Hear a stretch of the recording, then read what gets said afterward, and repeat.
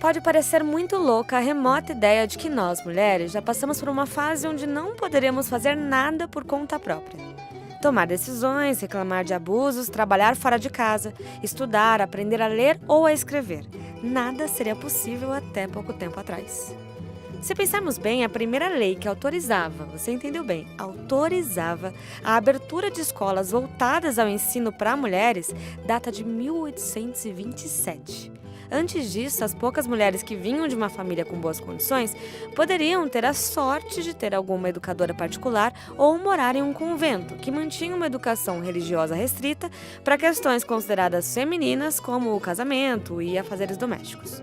Mas foi em 1832 que Nízia Floresta Brasileira Augusta publicou o livro Direito das Mulheres e Justiça dos Homens, uma livre tradução e adaptada para a realidade brasileira de outra obra publicada na Europa, Vindications of the Rights of Woman.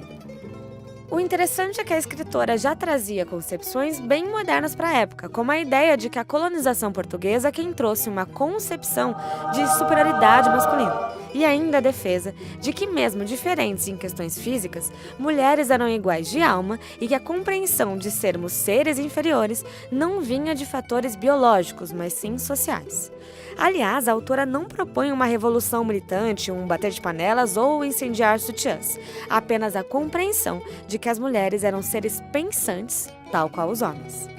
Daí, por volta de 1870, começamos a ter alguns jornais voltados ao público feminino.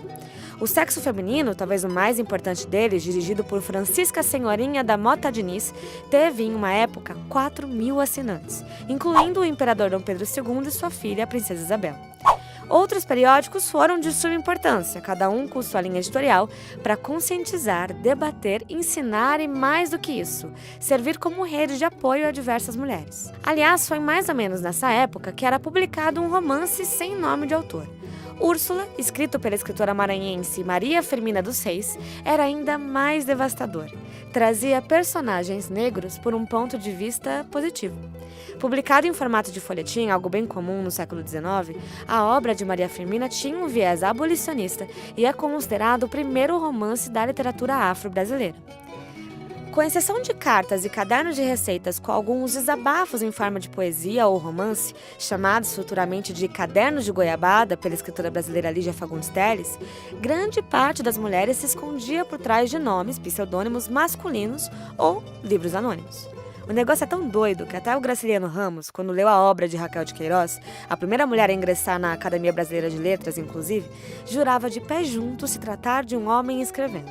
Afinal, seria impossível para uma mulher escrever um romance tão bom.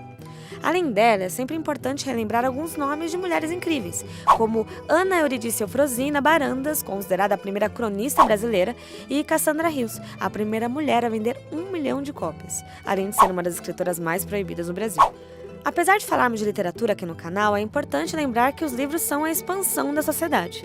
Por isso, se não lembramos tão facilmente de nomes femininos nos livros, quer dizer que tampouco a gente vai encontrar em outras áreas. Por isso é importante a gente trazer e incentivar a produção literária feita por mulheres. Já contamos aqui as histórias da Pagu, da Hilda Ilch, da Conceição Evaristo, Clarice Lispector, Cassandra Rios, Ana Cristina César, Chimamanda Adichie. A gente já citou pesquisa, nós fizemos resenhas, demos aula, mas ainda entendemos a literatura feminina com as mesmas bases do século XIX.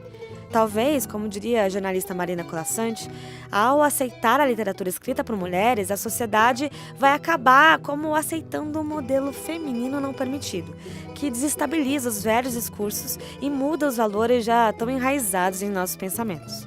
Por isso, vamos reestruturar o nosso discurso.